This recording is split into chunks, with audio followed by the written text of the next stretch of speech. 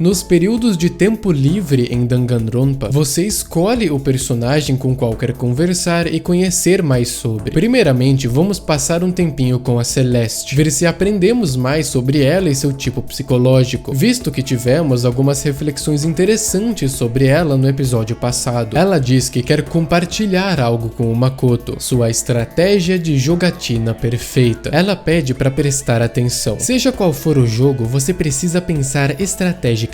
Isso dará um grande aumento às suas chances de vitória. Contudo, a parte empolgante das jogatinas é que existe um poder que supera qualquer estratégia. Esse poder é a sorte. Existem dois tipos de sorte, a boa e a má. Não existe meio termo, e essa sorte é atrelada a cada ser humano assim que parido, como um programa de computador. Alguns chamam de destino, mas nem todo mundo sabe que sorte é vida. Entende o que eu quero dizer? Quer dizer que essa é a sua estratégia perfeita? Isso mesmo. Veja bem, eu fui programada para ter uma sorte inigualável sempre que aposto em algo. É por isso que eu nunca perdi. É claro, pelo Makoto ser o estudante sortudo supremo, a Celeste tem um interesse em travar uma batalha com ele algum dia. Ela deseja um ótimo dia ao Makoto e vai embora. Ok, adquirimos muitos dados sobre a filosofia pessoal da Celeste aqui. Nossa visão de mundo é, naturalmente, construída a partir de nossas funções psicológicas mais básicas. E por isso, esse tipo de informação é um dos melhores para analisar o tipo de alguém. Para ela, o mundo possui o conceito metafísico de sorte como um poder totalmente fora do controle individual de qualquer pessoa e que o universo em si decide quem o possui. Nesse caso, logo no primeiro segundo da vida. Esse poder também supera qualquer estratégia, ou seja, qualquer esforço humano de desenvolver uma técnica ou plano de ação lógica e material é completamente derrotado pela sorte, esse conceito ideal. Não só isso, mas a sorte possui um raciocínio e julgamento próprios. Como a Celeste disse, é como um programa de computador, tem sua lógica própria, é uma força invisível que pode dar boa ou má sorte. Não é variável, é binário. Bem, se você tem um entendimento básico da teoria psicológica proposta aqui no canal, você já sabe exatamente o que eu vou dizer. Isso é indubitavelmente a conceitualização de um eixo universal, particularmente o julgamento universal, isto é, o eixo FE-TI, que engloba o sentimento extrovertido, FE, e o pensamento introvertido, TI. Esse eixo raciocina as informações separado de qualquer realidade imediata ou pessoa individual. Como o nome indica, é o julgamento do universo. Nesse caso, não como uma entidade metafísica em si, mas como uma função psicológica, uma maneira de pensar, o que pode dar nessa visão de mundo da Celeste. Isso, inclusive, é coerente com a minha análise passada da Celeste nessa série, sugerindo um núcleo interno frio e impessoal e uma noção de sentimento e vontades consensual e projetado para o universo. Ambos esses conceitos contribuem para uma perspectiva universal. Quando se trata da consciência dessas funções, sugeri antes um sentimento extrovertido menos consciente, mas isso pode estar equivocado. Interpretando de outra forma as ações da Celeste no segundo episódio dessa série, sua apresentação franca e direta de suas conclusões lógicas, aparentemente não ligando como está afetando sentimentalmente as pessoas ao seu redor, pode ser justamente o contrário. Ela sabe o quanto as palavras dela seriam desagradáveis e intencionalmente disse aquilo daquele jeito para causar um efeito. Mas como isso não parece ser tão abrangente e natural na sua apresentação para Celeste, ainda nego que o sentimento da Celeste seja dominante e seja mais como uma ferramenta auxiliar. Dito isso, se você encaixar as peças do que eu disse, passo a considerar a possibilidade de ela ser, na verdade, uma INFJ ao invés de uma ISTP. As funções são as mesmas e ainda há uma preferência pela introversão, mas há um diferente deslocamento de consciência. Sua perspicácia e atenção em seu entendimento profundo das motivações dos outros encaixaria muito bem em um INFJ, junto de sua filosofia bem imaterial. O que parece encaixar menos é sua filosofia de adaptação. Não que um INFJ não consiga se adaptar, pelo contrário, se você viu meu vídeo analisando o Kisagi e Yoichi sabe do que tô falando, mas a quantidade de pressão e tensão psicológica necessária para um INFJ agir só aceitando a realidade e se adaptando fluentemente a ela do jeito que a Celeste falou é gigantesca. E ela, pelo menos na aparência, está tranquila com essa situação. Encerro por aqui a minha análise de hoje da Celeste. Vamos direto pro próximo personagem, que faremos todos os seus eventos de tempo livre, Kiyotaka Ishimaru. A thumbnail entrega, claro. Dessa vez aprofundaremos um personagem que já identificamos o tipo, ESTJ, que inclusive é o tipo mais oposto possível do potencial INFJ que sugeri para Celeste. O legal é que aprender sobre determinado tipo também ajuda a entender o tipo mais oposto possível dele. Claro, já que é tudo um sistema, entender um único tipo idealmente é o mesmo que entender todos eles. Então, se você não entende o ESFJ, por exemplo, não entende o INTJ em seu ápice e vice-versa, porque não entende tudo que ele luta contra. Isso vale em graus variados ao comparar todos os tipos entre si, não só os mais opostos. Antes de visitar o Taka, vamos visitar os lugares que ele disse que se abriram no último episódio, mas não exploramos ainda. Nesse caso, este é o depósito. Tá cheio de coisa, mas nada que temos acesso para analisar. Tem também a casa de banho que se abriu, e olha só quem encontramos. A entrada da casa de banho te leva para esse vestiário. Depois dele tem o banheiro, e depois do banheiro tem a sauna. Vamos então passar um tempo com o Taka. Como esperado, ele quer discutir sobre assuntos sérios e descobrir se as ideias dele e do Makoto batem. Ele sugere política, economia, assuntos internacionais ou qualquer coisa do tipo. Mas ao invés de uma enorme e séria discussão, o Makoto diz que podem ter uma conversa normal, que é a melhor maneira de conhecer pessoas. Como assim conversa normal? Bem, por exemplo, o que você gosta de fazer no tempo livre? Estudar, é claro. Eu sou um estudante, não sou? E um estudante deve ser um profissional em estudar. E é claro que meus deveres como presidente do comitê moral também me mantêm muito ocupado. É meu dever promover um ambiente onde podemos focar em nossos estudos. Ok, mas o que mais? E quando você tá só em casa ou apenas fica com algum tempo livre? Se eu tiver tempo livre, estudo. Entendo. Isso é divertido. Ok, minha vez, Makoto. O que você gosta de fazer no seu tempo livre? Você sabe, apenas coisas normais. Assistir TV, jogar videogames. E como isso lhe ajuda a estudar? Não, a questão não é estudar. É apenas por diversão, entende? Mas fazer coisas apenas por diversão não serve a nenhum propósito. Deve haver algo a mais. Você não iria desperdiçar seu tempo fazendo coisas inúteis, iria? Ele pode insistir o quanto quiser, mas no fim... Mas talvez haja uma boa razão. Como ficar por dentro de algo ou poder conversar com pessoas sobre isso. Então talvez... Sabe a razão de ser útil? É porque isso o ajuda a ter algum assunto para conversar com outras pessoas. Assunto para conversar? Como quando você vê algo legal na TV ou joga algum jogo legal e quer compartilhar isso com alguém. Você encontra pessoas que pensam como você e acaba fazendo amigos dessa forma, entende? Que?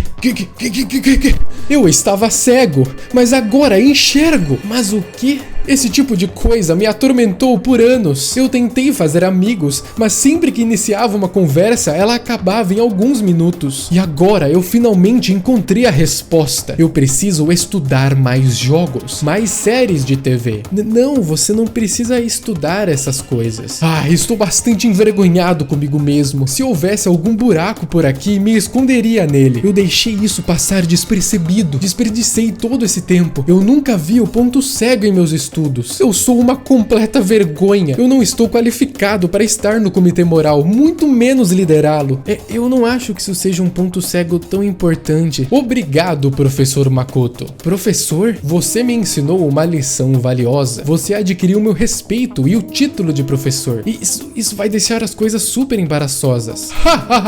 Não há necessidade de modéstia, professor. Mal posso esperar pela sua próxima lição. E até lá me esforçarei para aprender o máximo possível objetivo por conta própria. Muito bem, professor, com sua licença. Decidi deixar esse evento tocar inteiro para vocês verem o Taka na íntegra. Como um tipo de pensamento extrovertido dominante, tudo que ele faz é constantemente medido por uma régua de relevância. Tudo que ele faz precisa ter um propósito claro e objetivo, algo útil que o ajude praticamente. E essa régua necessita do sentimento introvertido primitivo para saber quais coisas têm maior valor pessoal para ele. Aqui vem o que motiva o seu senso de dever, seus princípios de ser um estudante de honra, mas com o foco consciente no simples fazer, na relevância objetiva e pragmática dessas coisas. Portanto, quer ter discussões que encaixam nesses critérios. Quando o Makoto chega nele com uma conversa normal, a mente dele buga. Para ele, conversa pela conversa não serve nenhum propósito. Algum objetivo claro deve ser dado. Sua realidade pessoal é de basicamente estudar em qualquer contexto que possa, não de aproveitar as coisas por elas mesmas e se adaptar ao que é mais imediato, ao invés disso, segurando seus princípios rigidamente até o fim. E então, o Makoto, que tem sentimento extrovertido dominante, acaba encontrando um propósito prático em passar seu tempo assistindo TV,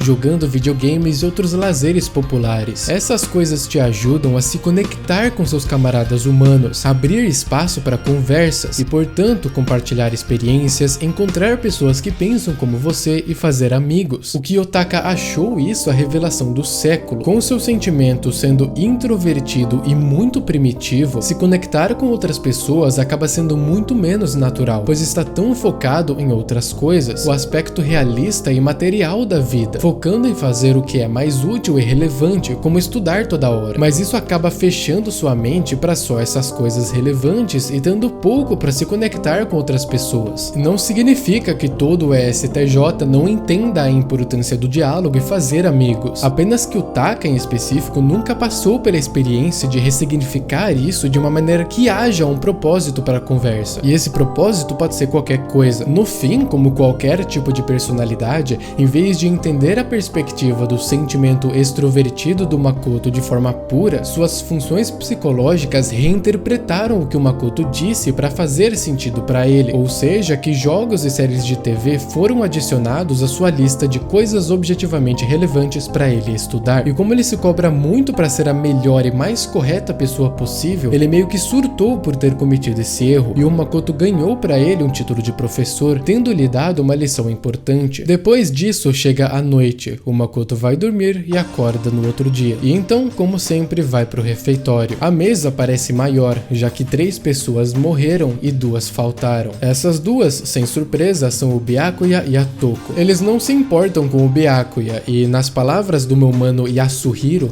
a Toko é chata pra cacete, então deixam a ausência deles de lado. No geral, estão preocupados com o Byakuya decidir matar alguém. Aí o Taka e o mundo começam a discutir por motivos meio bestas, e a Chihiro tá passando por ódio próprio, por causa de não ter conseguido revidar ontem. Ela odeia o quão fraca ela é, algo que o mundo meio que disse ao defendê-la. Além disso, garotas são naturalmente mais fracas de qualquer jeito, né?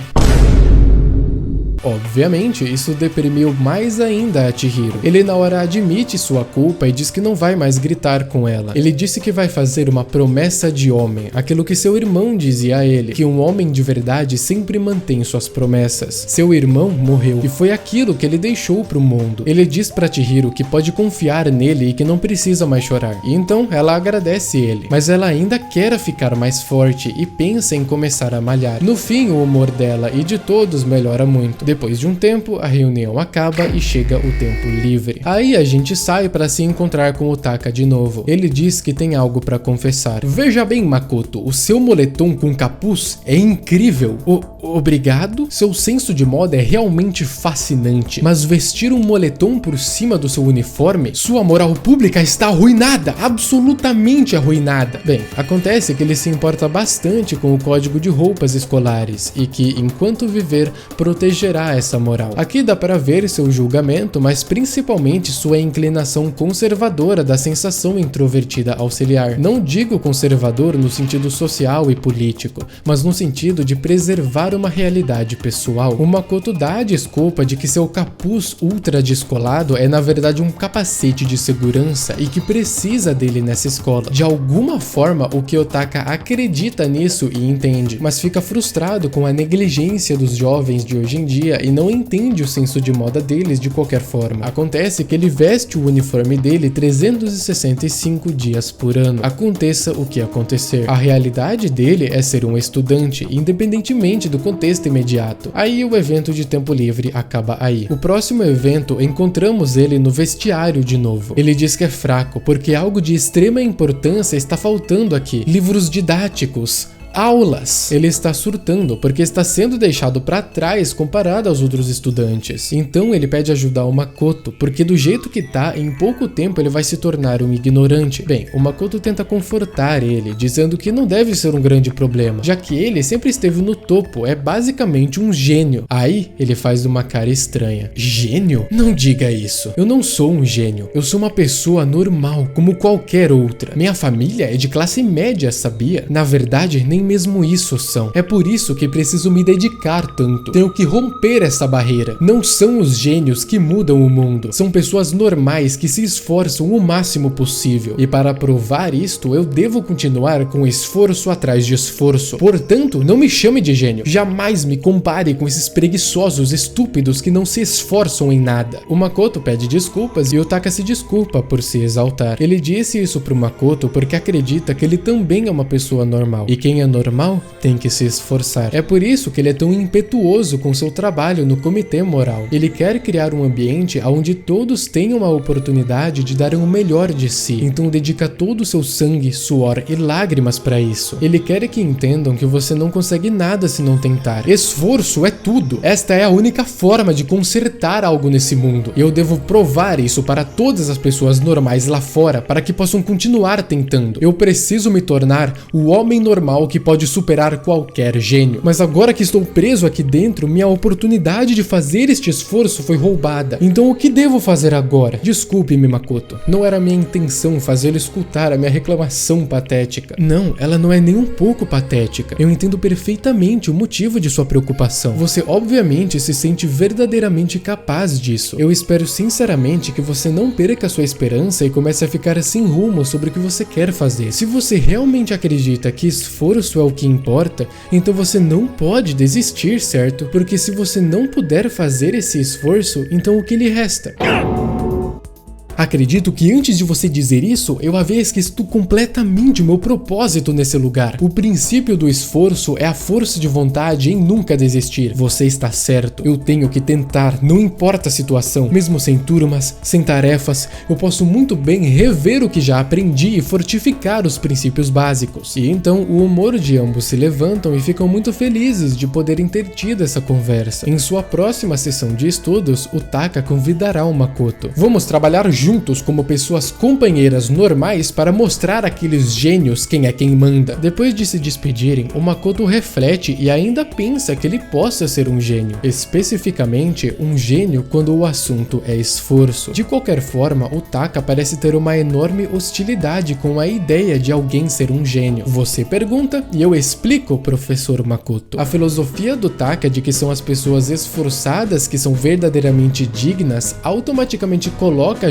genialidade, ou seja, talento natural, em xeque. Para ele, deve-se conquistar o direito às coisas boas do mundo, demonstrando externamente sua capacidade de lidar com elas. Se você quer algo, você tem que trabalhar para isso, assim como todo mundo. Assim, o STJ pressupõe a imparcialidade ou justiça final do universo. Ele pensa assim porque sua SI auxiliar compreende um senso de humanidade cotidiana, de que há uma natureza humana universal universal. Daqui que vem seu senso de normalidade. É algo no sentido de que todos nós nascemos iguais e ninguém é especial ou privilegiado por natureza. Claro, a nível psicológico pessoal, é um realismo conservador, como eu disse. Veja como isso é completamente oposto a Celeste, do tipo INFJ, que acredita que cada ser humano possui uma essência diferente uma da outra. Nesse caso, que todos são classificados logo no nascimento, dependendo de quanta sorte lhe foram atribuídos, e portanto, algumas pessoas sendo melhores ou mais especiais por natureza, o que também significa, como eu disse, que não importa suas ações como sujeito individual, não importa seu esforço, você está condicionado pela sorte,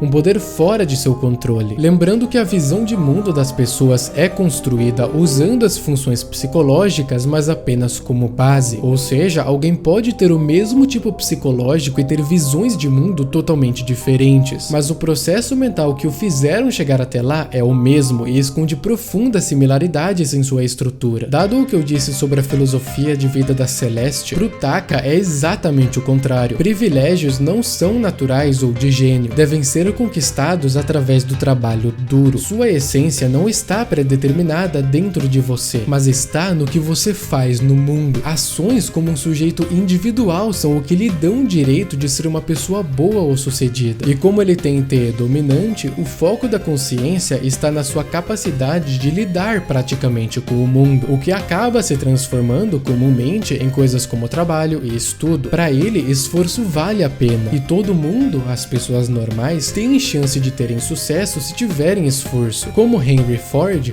um STJ, declarou: "Na minha mente, nada é mais abominável do que uma vida tranquila. Nenhum de nós tem o direito de facilitar. Não há lugar na civilização para o preguiçoso." E como gênios não precisam se esforçar porque são naturalmente talentosos, estes são preguiçosos e indignos na visão do Taka. E como o Makoto disse, deve ter um backstory por trás dessa visão de mundo do Taka. O Makoto ainda tentou enxergar uma essência única no Taka, no caso de que ele é um gênio quando se trata do esforço. Muito interessantemente, levando em consideração que ele é ESTJ, um tipo muito orientado a isso, o Makoto acertou na mosca. Seria isso uma intuição introvertida no nosso menino Makoto? No próximo episódio faremos o último evento de tempo livre do Taka e a história voltará